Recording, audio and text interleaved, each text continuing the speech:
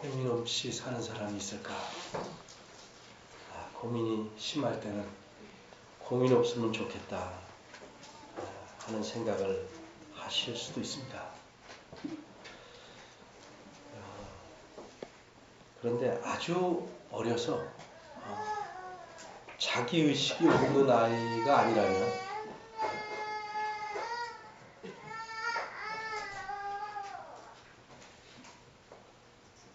사람은 다 고민하며 살게 되어 있습니다. 고민이 없으면 사람이 아닙니다. 아주 어린 아이도 조금 지나서 자기라는 생각을 갖게 되면 나름대로 심각하게 고민합니다. 어른이 보기는 별거 아닌 것 가지고도 아주 고민합니다. 이 사탕을 어떻게 나눠 먹어야 될까? 그거 나눠주면 될 텐데 그거 가지고 고민합니다. 아주 심각한 고민입니다. 이 고민을 초월하면 좋을 텐데 초월하는 길은 많이 겪거나 겪어서 고민에 대한 생각이 바뀌어야 초월하는데 시간도 필요할 뿐더러 그런 사람은 참 드뭅니다.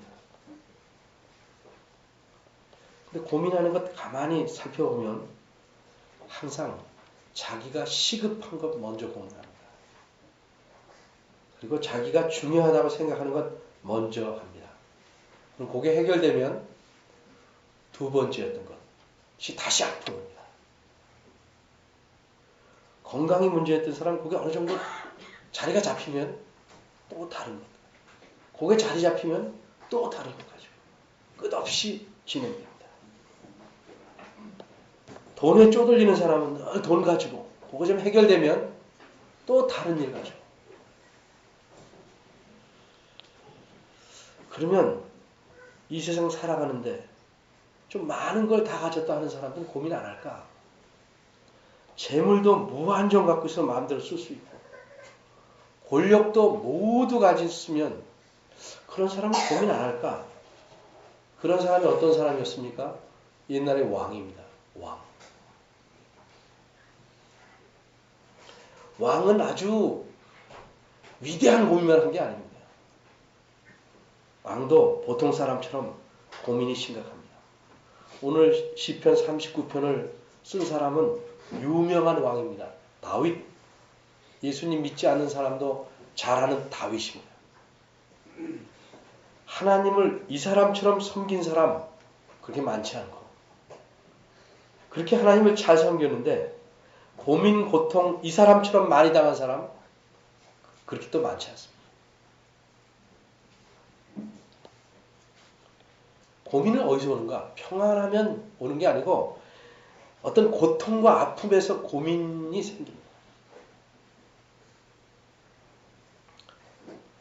그래서 오늘 특별히 다윗이 자기가 당하는 고통, 그것에서 오는 고민을 어떻게 이해하고 어떻게 느끼고 어떻게 깨달았는가를 통해서 하나님께서 우리가 당하는 고민, 고통을 어떻게 이겨내도록 하시는가 하는 사실을 배워야 할 것입니다. 고민의 근원인 이 고통은 어디서 생기는가? 모든 고통의 이유를 일일이 다 알 수 없습니다. 그건 마치 어린아이가 대단한 과학자들이 만든 우주선을 분석해보는 것처럼 힘든 일입니다. 모든 고통의 이유는 하나일 때도 있지만 복합적일 때가 많습니다.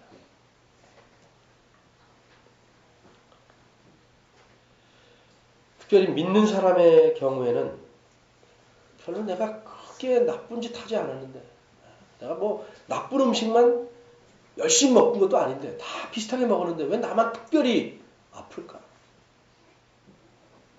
나만 특별히 건강에 문제가 있을까? 왜 고통이 심하고 왜 이걸로 내 고민을 심각한 고민을 하게 만들까? 또 사업하는 분들은 내가 특별히 남을 더 속이거나 불성실하게 사업을 했기 때문에 그렇다면 이해가 되는데 그렇지도 않은데 왜 내 경우에는 사업이 기울고 안 될까? 많은 고민거리가 생깁니다. 모든 고통의 이유를 다 알 수는 없지만 우리가 굵게 살펴보면 세 가지로 크게 정리할 수 있습니다. 예를 먼저 들겠습니다. 우리가 집을 짓는다고 하면, 건축물을 올린다고 하면 어떻게 질까? 그걸 전문가인 설계자에게 맡기든 자기가 설계하든 어떤 설계를 해야 됩니다. 설계. 그리고 설계에 따라 자기가 만들어가야 됩니다. 시공을 해야 됩니다. 그러니까 문제는 설계를 잘못할 수 있습니다. 1층 에 2층을 그냥 갖다 얹어놨어요. 무게 생각하지 않고. 그래서 무너질 수 있습니다. 또 설계도로 안 했어요. 설계도 해보니까 좀 욕심이 생겨서 따로 더 난간을 길게 낸다든지 공간을 넓게 쓰려고 설계에 있는 기둥을 다 없애버리든지 이렇게 지어서 시공을 하거나 부실한 재료를 써서 건축의 시공을 잘못해서 문제가 생길 수 있습니다. 근데 설계와 건축하는 시공이 잘못되지 않았다 할지라도 문제가 생긴 경우가 있어요. 두 개가 다 정상적인데 그것은 그 집을 세운 토대가 어디 있느냐. 성경은 아주 극한 대조를 이루게 반석 위에 지었냐 모래 위에 지었냐 이렇게 말하고 있죠. 그 지은 토대가 어디냐. 사람이 살아가는 이 삶의 토대는 어디냐 하면 하나님과의 관계입니다. 하나님의 관계가 어떠하냐가 삶의 토대입니다. 그러니까 이 토대가 잘못되면 직접적인 원인은 아니라 할지라도 딴 데 있다 할지라도 자기의 삶이 부실하거나 망가질 수밖에 없습니다. 고통을 유발시키는 건 건강의 문제도 있고 생활의 어려움도 있고 또 여러 가지 가슴 아픈 일도 있고 슬픔도 있고 여러 가지 많습니다. 그러나 이 모든 것들의 토대가 어디냐에 따라서 삶이 달라질 수 있는 것입니다. 다윗의 경우는 어떻고 우리가 어떻게 우리 삶의 문제를 해결해야 되는지 하나님께서 다윗의 고민과 깨달음을 통해서 주신 내용을 보고 좀 살펴보고자 합니다. 39장 처음에 보면 다윗의 시 이렇게 되어 있습니다. 아주 쉽게 말하면 찬송가로 말하면 작사 말이죠. 작사. 이런 시를 지었습니다. 다윗이. 그리고 영장이란 말은 음악가로서 이렇게 관현악단의 지휘자 같은 사람입니다. 이 사람은 작곡도 잘하고 음악을 악기도 잘 다루는 관현악단의 지휘자 같은 사람. 다윗은 왕이 돼가지고 하나님을 잘 예배하기 위해서 대표적인 음악가 세 사람을 세웠습니다. 그 세 사람 중에 한 사람이 여두둔이라는 사람. 그러니까 3대 음악가 중에 한 사람이에요. 이 사람이 이 시를 가지고 작곡을 하도록 지금 시를 지어놓은 것이 시편 39편입니다. 이게 시기 때문에 우리 찬송가에 보면 1절, 2절, 3절, 4절 있듯이 이것도 이렇게 넷으로 되어 있습니다. 그걸 우리가 시에서는 년이라고 해요. 년. 1년, 2년, 3년, 4년 이렇게 되어 있는데 보통 3절씩이 한 년입니다. 1에서 3절이 1년, 4에서 6절이 둘째 년, 7에서 7, 8, 9가 셋째 년, 그 다음에 마지막 년은 4절입니다. 이렇게 4년으로 되어 있습니다. 이걸 샅샅이 하려면 몇 시간 걸릴 테니까 년으로 묶어서 큰 시의 생각을 좀 따라가 보기로 하겠습니다.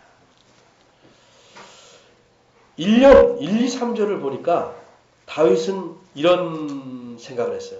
내가 절대 말을 하지 않을. 내 입에 자갈을 먹여서라도 말하지 않겠다.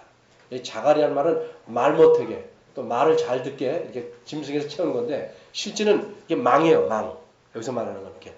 입을 못 열게. 여러분 개에다 이렇게 망 씌우는 거 알죠? 입을 못 열게 꽉 씌워서라도 내가 말을 안 하겠다. 그리고 2절에 보니까 선한 말도 안 하겠다. 좋은 말. 왜? 좋은 말 하다 보면 사람이 좋은 말 하다 보면 어떻게 해요? 속에 있는 나쁜 말도 나오게 돼요. 쌓인 게 많으면. 그러니까 선한 말도 내가 참겠다.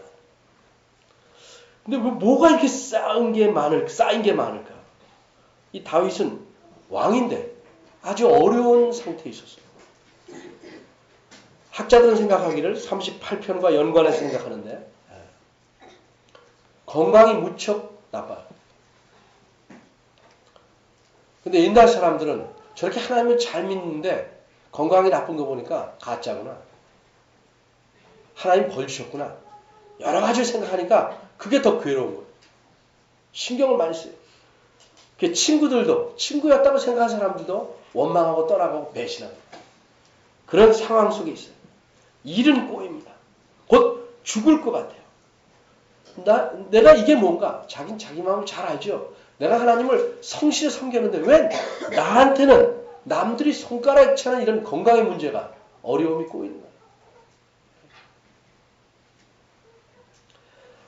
하나님을 좀 안 믿거나 덜 믿는 사람 다 잘되고 번성하고 건강하게 사는 것 같은데 난 이게 뭘까? 심각한 고민에 빠져. 어떤 놈은 빈둥빈둥 놀면서도 잘 사는데 난 죽어라고 뼈 빠지게 성실하게 일하는데 이게 뭘까? 심각한 고민 아닙니까?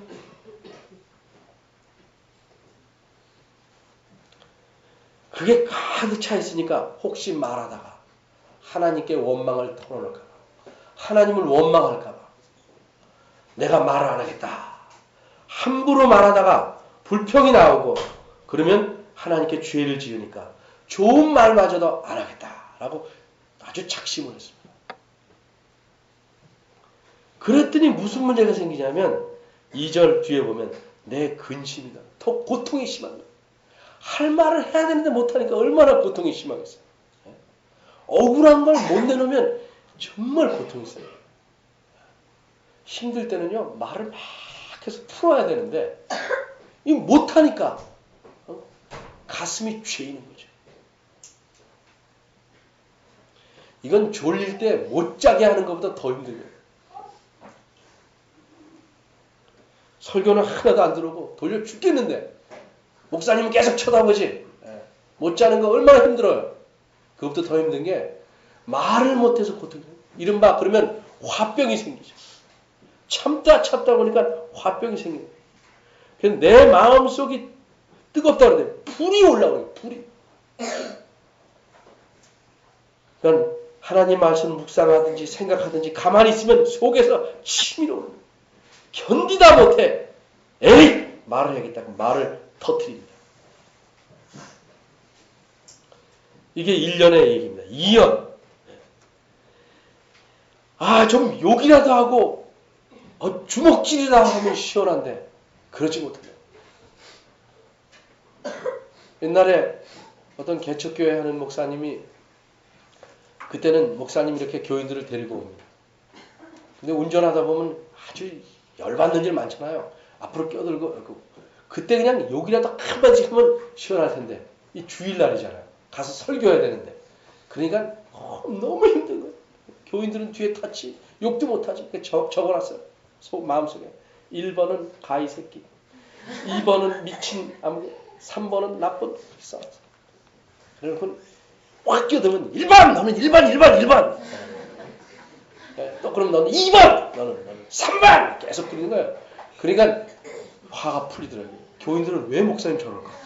계속 1, 2, 3번을 부르는데 왜 저러는 거야? 목사님 나름대로 이 속이 풀리는 거죠. 왜? 1번에 욕을 집어넣고 머릿속에. 말을 못하는 게 굉장히 힘든 거예요. 그게. 욕이라도 해야 되는데 욕을 할 수 없잖아요. 그러니까 하나님께 퍼붓는 거죠. 하나님께 뭐라고 그랬습니까? 나를 좀 죽이려면 빨리 죽이시든지 이렇게 잊지 않게 해주십시오. 이런 심정이에요. 지금 뭐라고 그래요? 주님께서 4절 여호와여 내 종말과 내 인생의 끝이 어떤지 연한 내가 얼마나 더 살 수 있는지 좀 알게 해주시옵소서. 이렇게 아파서 치덕치덕 사는 거 싫습니다. 내가 언제 끝나는지 좀 알게 해주십시오. 얼마나 살 수 있는지 알려주십시오. 그래서 내 연약함을 알게 하소서 이런 말인데 이 말은 연약하다는 말이 실제는 인생이 내가 빨리 지나간다. 내 삶이라는 게 이렇게 빨리 지나간다는 걸 알게 해주옵소서. 이렇게 빨리 지나가면 고통도 빨리 끝나는 것이고 뭘 이걸 연연하고 있는가? 그럼 좀 마음이 편할 것 같아요. 그래서 하나님께 답답합니다. 곧 죽을 거다. 부귀영을 누린 것 같은데 아파서 쩔쩔매고 곧 흘러가서 인생이 끝난다. 알면 좀 살겠습니다. 하고 하소연하는 거예요. 이 시기 때문에 이게 시니까 요 말하는 순간에 다 일어난 게 아니고 있었던 일을 시로 써놓은 겁니다. 그렇게 기도했더니 아이고 하나님께서 깨달음을 주셨어요. 우리말에는 5절에 주님께서 이렇게 했는데 그 앞절에 히브리 말로는 보라라는 말이 들어요. 보라. 어떤 말에 주의를 기울이게 하는 말이에요. 이제 5절, 6절은 아하 기도하고 깨달은 내용을 쓴 겁니다. 5절, 6절. 우리말에 주께서 하는 말은 당신께서 이런 말이에요. 하나님 당신께서 내 나를 알고 보니까 긴 날 같은데 가만히 보니까 손바닥 넓이만큼 손가락 4개 넓이만큼 해놓으셨습니다. 참 인생이 짧다는 거죠. 네. 그리고 내 일생이 하나님 앞에 비하면 영원히 계신 하나님에 비하면 정말 없는 것과 마찬가지입니다. 그걸 깨달은 거예요. 근데 나만 그런 게 아니고 가만히 보니까 사람마다 든든히 선 때들 말해요. 든든히 서 있다고 보이는 그 사람도 진실로 허사 뿌린다 이런 말이에요. 그 사람의 인생도 허사라는 말은 헛된 일이 아니고 여기서는 숨결. 수증기 잡으려면 없어지잖아요. 네. 숨결 이거에 불과하고 사람 모두에게 나뿐이 아니고 사람이란 모두 그저 하나님 앞에서 보면 그저 한 번의 숨결 같구나. 그걸 깨달았어요. 그렇다면 뭐 이렇게 심각하게 이걸 가지고 남이 잘 되는 거 가지고 속에 불을 끄고 참고 이렇게 없구나. 저 사람도 하면 모든 게 끝나는 것이고 나도 불면 끝나는 것이고 그걸 깨달은 거예요. 허무하다는 게 아니고 그렇게 짧구나. 그 짧은데 인생이 오래 살 것처럼 툭툭 미워하고 원한을 쌓아놓을 필요가 뭐 있냐는 거죠. 짧은데. 좋아하는 것도 다 표현하기가 모자랄 만큼 짧은데 두고두고 나쁜 걸 가고 얘기하고 씹고 그럴 만큼 길지 않다는 거죠. 남이 잘 되는 거고 속상해서 뒤집고 이럴 만큼 긴 세월이 아니라는 거죠. 그걸 깨달은 거예요.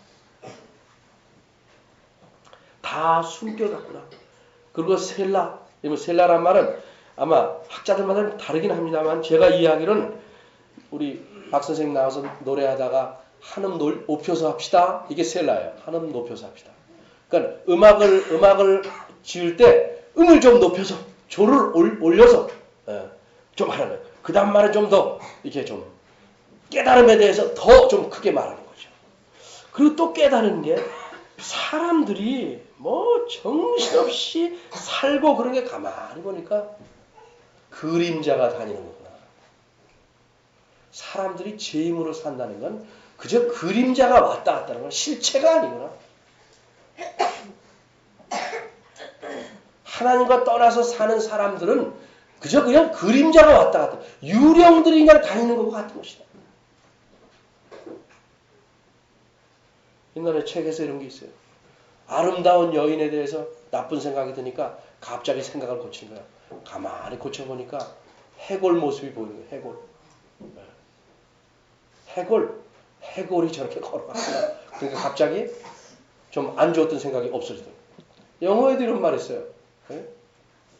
Beauty is a skin deep 이런 말이 있어요. 미모라는 것은 거죽 한꺼풀이다. 뭐 젊을 때는 굉장히 그러는데 조금 지나봐야 같은 사람인데 그 잠시거든요. 근데도 그 미모 가지고 굉장히 남을 누르려고 사는 사람 있어요.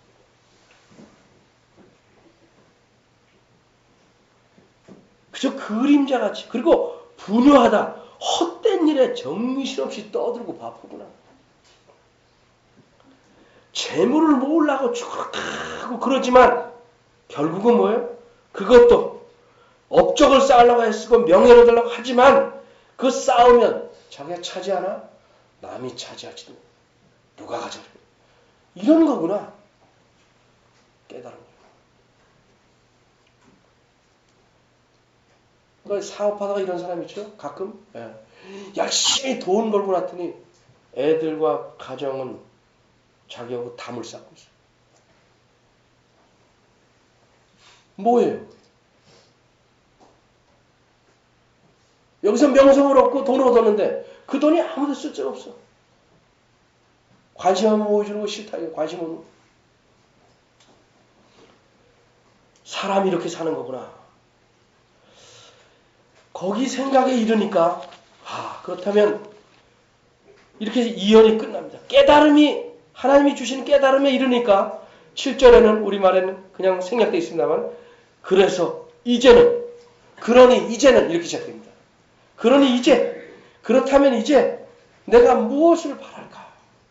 이 땅에서 뭐 잘되고 건강하고 번성하고 이게 문제가 아니고 야 주님이시여 내가 무엇을 바랄까?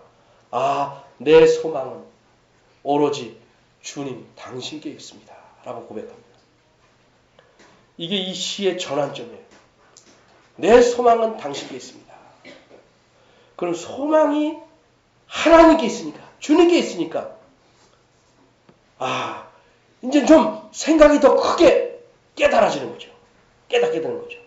그래서 7, 8, 9절을 묶어봅니다. 이제까지는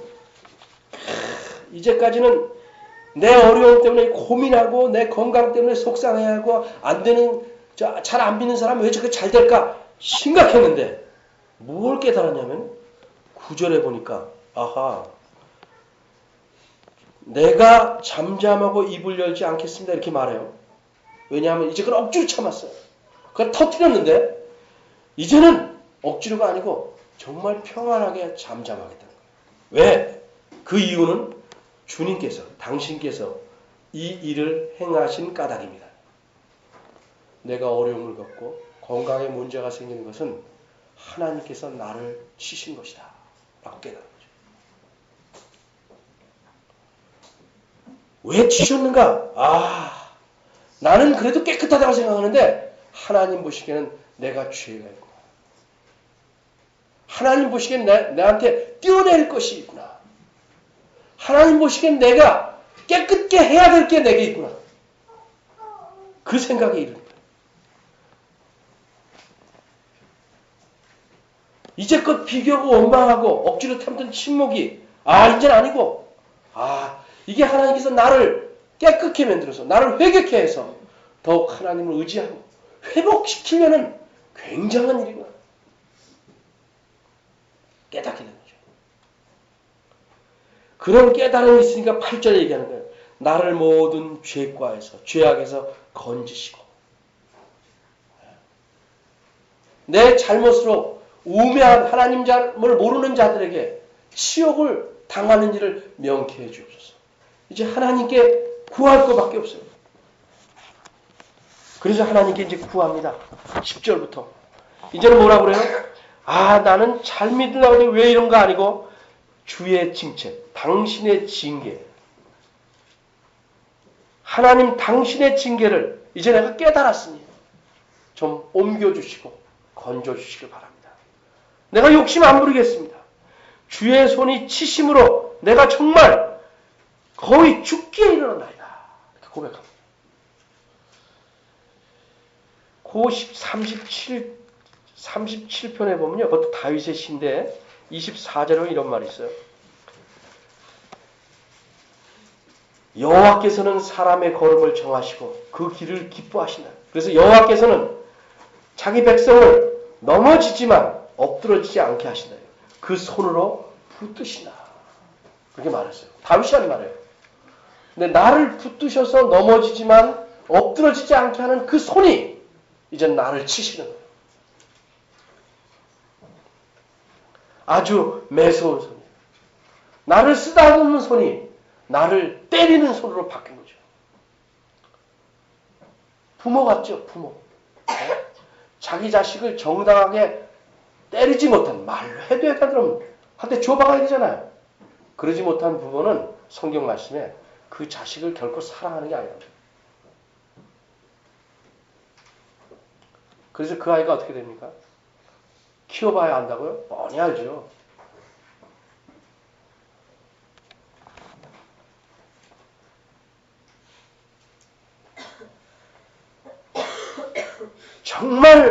정말 필요할 때 매를 들 줄 알아야죠. 하나님은 매를 들으십니다. 징계합니다. 그래서 히브리서에 보면 징계를 받지 않은 자는 하나님의 자녀가 아니다라고 말합니다.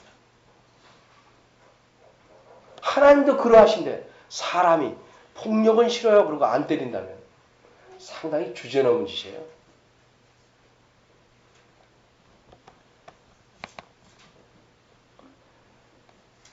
견책, 징계하는 거예요. 그래서 죄가 빠질 만큼 하나님이 몰아붙입니다. 주님께서 죄악을 징계하사 사람을 징계하는데 어떻게 마치 좋은 보물이, 좋은 의복이 조물 먹으면 다 없어지듯이 못 쓰게 되듯이 그렇게 사람을 끝까지 몰아가시는 거예요. 하나님이 무서우십니다. 끝까지 몰아가서 항복할 때까지. 이런 일을 당하는 것이 아프지만 하나님이 사랑하시기 때문에 그렇게 합니다. 여러분 스스로 잘 생각해 보세요. 우리에게 어려운 일이 특별한 이유 없는데 올 때는 생각을 많이 하셔야 됩니다. 특별히.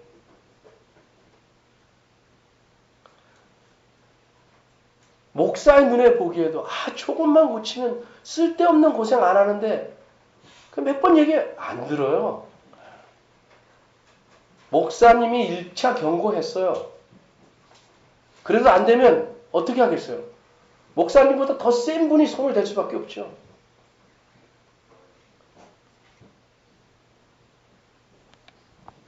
목사님 보이는 목사의 말도 안 듣는데 보이지 아니하는 하나님 말씀 듣겠어요?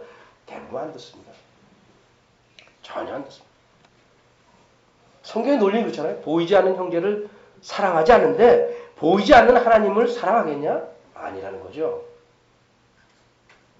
사랑한다고 스스로 착각하거나 속이는 거죠.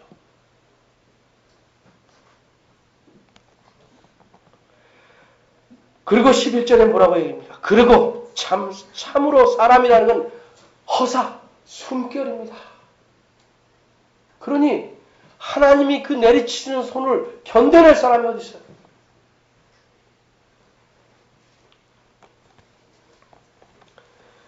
하나님이 나를 때린다. 그건 피하는 게 아니고 그래도 여기에 소망이 있다는 거죠. 이분께 용서를 구하고 이분께 건져달라기를 구하면 이분께서 나를 세우실 것이다. 나를 치시는 분도 이분이지만 나를 붙드시는 분도 이분이시다. 를 다윗은 분명히 깨달은 거죠. 이런 일을 통해서 더욱 하나님에 대한 분명한 깨달음, 인식을 갖는 거예요. 간절히 부르짖습니다. 12절에 여호와여 내 기도 같은 말이에요. 내 부르짖음 도와달라는 소리를 말해요. 도와달라는 소리. 내 눈물 진심으로 기도 도와달라는 외침 눈물 흘릴 때 잠잠지 마시고 저를 좀 도와주옵소서. 12절에 대절한 말은 왜냐하면 이 다윗이 참 정말 괜찮은 사람이에요. 하나님 은혜를 감사할 줄 알고 범죄에도 늘 또 뉘칠 줄 알고 하나님을 참 많이 알아요.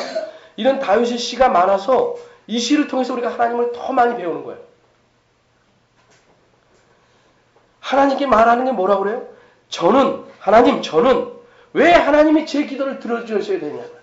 지금 저를 때리시고 아프게 하시고 곧 죽을 것 같이 저를 치시지만 제 기도를 들으시고 가만히 계시지 말고 저를 좀 건져주옵소서.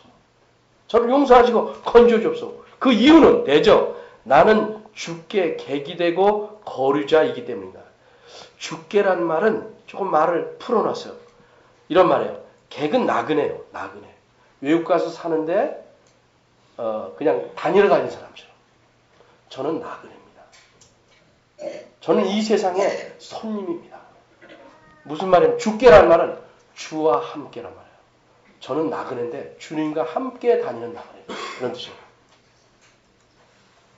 이 세상에 치심, 마음을 둬가지고 무엇을 다 얻고 이 세상이 영원한 것처럼 살려고 하지 않습니다. 저는 나그네입니다. 주님과 더불어 주님과 만족하고 사는 나그네입니다. 이런 전이 제 잘못을 용서하시고 그만 매서운 손길을 걷어주옵소서.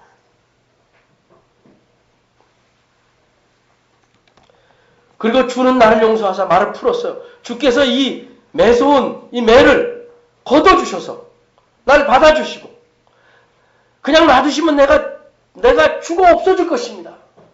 내 건강을 회복시키소서 이렇게 말했는데 나를 기쁘게 하소서 이런 말이에요. 내 건강을 회복해서 나를 기쁘게 해주옵소서.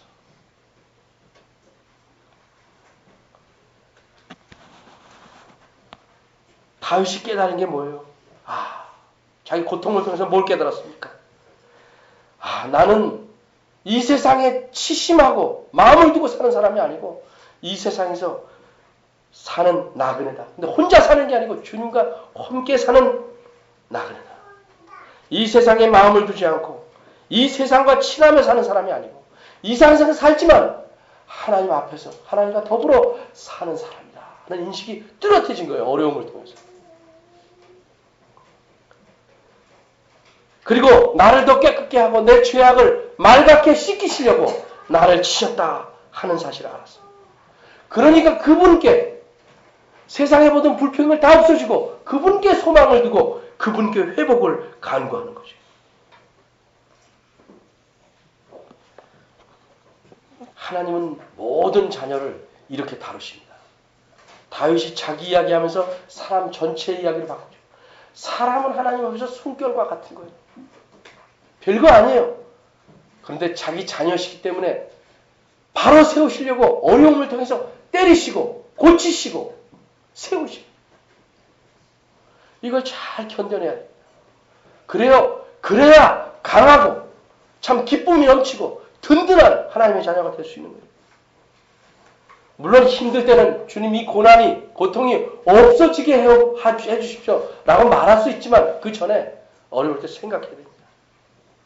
왜 이런 어려움이 왔을까? 특별히 내 잘못 아닌 것 같은데 왜 왔을까? 생각하셔야 됩니다. 이 고난 고통을 통해서 나를 고치시고 우리를 고치시고 더욱 하나님과의 관계를 회복시키려고 하는 것이 아닐까 생각해 보셔야 됩니다.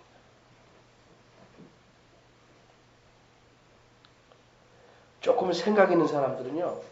자기한테 잘해주는 것을 좋아하지 않습니다. 자기가 잘못할 때 따끔하게 말해주는 걸 좋아합니다. 늘 잘해주는 사람은 그냥 잘해주는 사람이에요. 날 사랑한다고 생각하지 않아요. 그냥 친하려고 하는 사람 생각해요. 그게 생각 있는 사람의 생각이에요. 학생들도 제대로 된 사람이면 선생님이 잘못해도 야단 쳐주는 선생님을 존경하죠.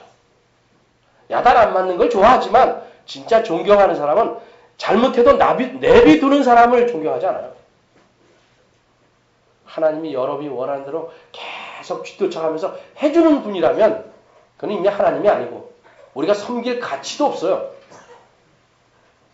우리가 잘못할 때 따끔하게 야단치시고 고집 부리면 더 꺾으시고 코너로 모시고 숨도 못 쉬게 조르시고 정신 차리게 하시고 바로 세우셔야 진정한 하나님이죠. 우리가 섬기는 하나님은 여러분의 종이나 하인이 아니에요. 우리의 주인이셔요. 우리의 아버지셔요.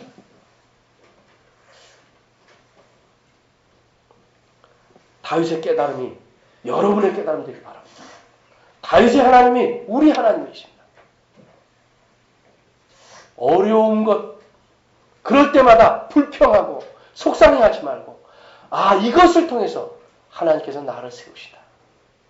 이것을 통해서 하나님의 사랑을 담뿍 깨달아보자 하는 심정으로 모든 어려움을 헤쳐가면서 신앙이 자라고 하나님을 더욱 잘 섬기는 여러분이 되기를 바랍니다.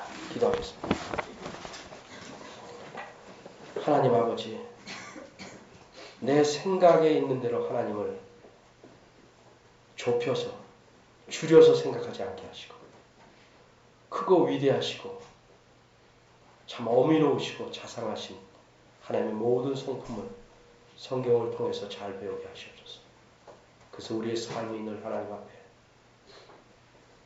신실한 것 되게 하시고 어려움과 고통이 닥쳐도 주님을 바라보는 눈길을 거두지 않게 도와주시옵소서.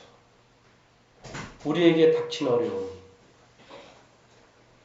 그저 우리를 힘들게 하고 우리를 망하게 하려는 것이 아니고 하나님께서 우리를 세우려 하심을 기억하게 하시고 잘 견뎌내게 하시고 하나님을 더 바라보도록 이끌어 주시옵소서. 예수님의 이름으로 기도합니다. 아멘. 다 같이 일어나셔서 성경 3장